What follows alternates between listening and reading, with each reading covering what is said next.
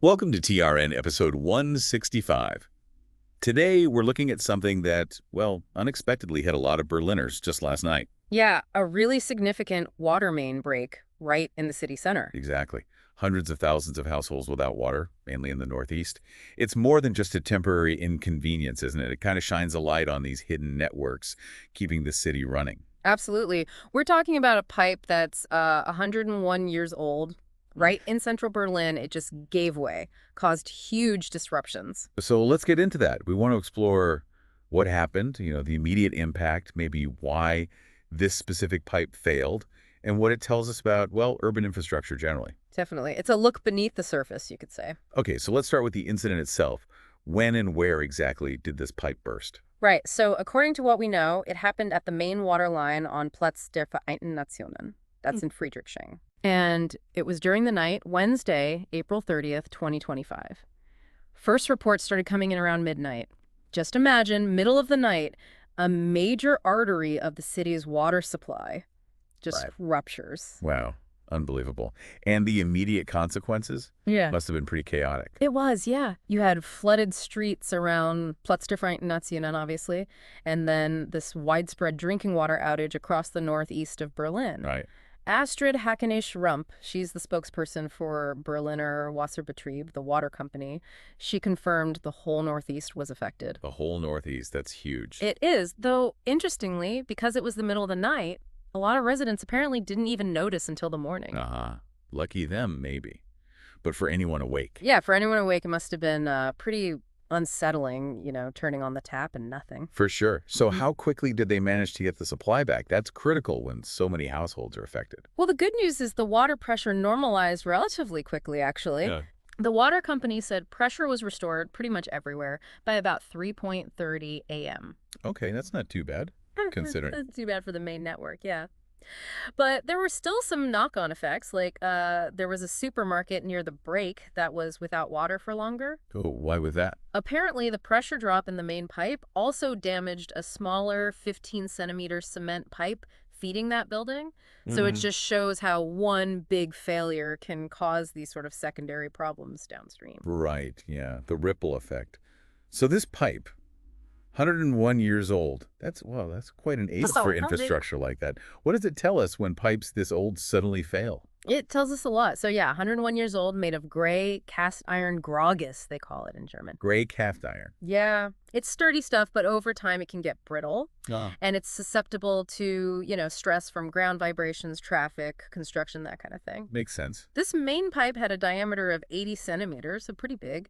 And then that smaller damaged one was 15 centimeters. Right. And the water company, Berliner Wasserbetrieb, they basically concluded that the age of the main pipe was the most likely cause. Just old age. Pretty much. It's kind of fascinating, actually. They often cite age as the primary cause without always doing like a super detailed material analysis on every single break. Given the sheer number of pipes, you can understand why, maybe. Okay. So which districts were specifically hit by this pressure drop? You said the whole Northeast, but can we be more specific? Must have covered a huge area. It really did. The list includes Mitte, Friedrichshain, Lichtenberg, Prenzlauer Berg, Pankow, Weißensee, Hellersdorf, Karlsdorf, and Marzahn. Though it's worth noting, it wasn't necessarily a complete outage in all parts of those districts. It was more like a significant pressure drop across the eastern half of the city. Still, that's a massive impact. Shows how interconnected everything is. And how vulnerable, yeah. One break affects so many. And those pictures from Mollstraße look pretty dramatic, like a mud bath. Oh, yeah. Platz der Vereinten Nationen and Mollstraße really showed the extent of the water escaping. Mollstraße was just covered in this thick layer of mud. Messy. And a big hole opened up in the pavement and the cycle path there, which means, unfortunately, that stretch of Mollstraße heading into the city between Platz der Vereinten Nationen and Buschingstraße, it's going to be completely closed for several months. Months. Wow. Including the pavement. Including the pavement, yeah. That's going to be a major headache for commuters and residents. Definitely. And I read something about public transport disruption, too. Trams, specifically. That's right. Tram lines M5, M6, and M8, they were disrupted between Landsberger Alley Petersburger Strasse and Mollstraße Prenzlauer Alley until the early morning hours. So more trouble for early commuters. Exactly. Though for the residents right near the break, they did set up a drinking water tap pretty quickly, which was, something at least. A quick response for those immediately affected. That's good. This whole thing inevitably brings to mind that other big water main break, the one in Wedding on New Year's Eve. Yeah. Do you see parallels or key differences? Well, the obvious parallel is, another major pipe burst in Berlin affecting a large area. Yeah. A difference might be the specific location, and maybe the immediate visual scale of the flooding Seestrassen in Wedding was quite dramatic too. But what's interesting is that the water company itself emphasizes that these events, even if they seem close together in the news, don't necessarily mean the overall network condition is getting worse. That's counterintuitive, maybe. You hear about these big breaks and assume things are falling apart. You do, yeah. But it's worth looking at the numbers. How many breaks do they actually deal with per year, on average? Okay, what's the average? On average, Berlin sees about 500 water main breaks a year. 500. Wow. Yeah, but here's the thing. Back around the time of reunification, early 90s, it was about 3 times that many. Really? So it's actually improved? Significantly, yeah.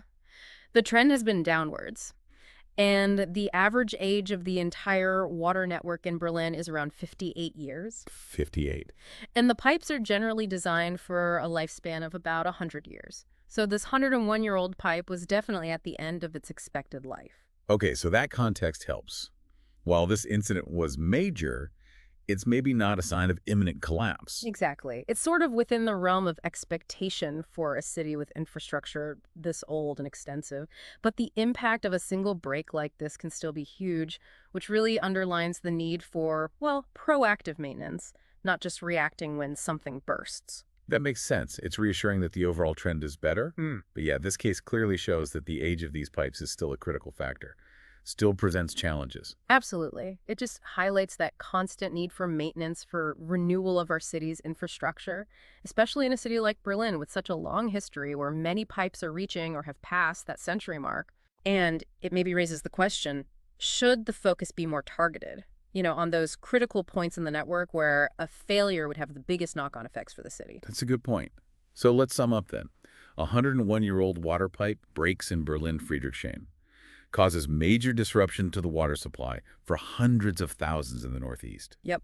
Temporary water outages, traffic chaos, tram disruptions, and repair work that's going to take quite some time.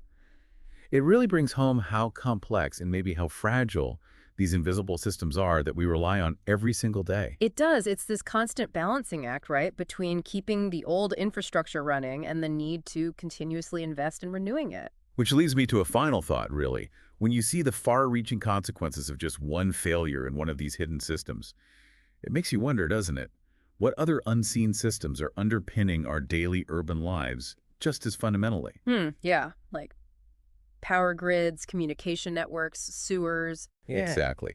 And what are the potential consequences as they continue to age? Something to think about for sure. Thanks for walking us through this. My pleasure. It's definitely food for thought.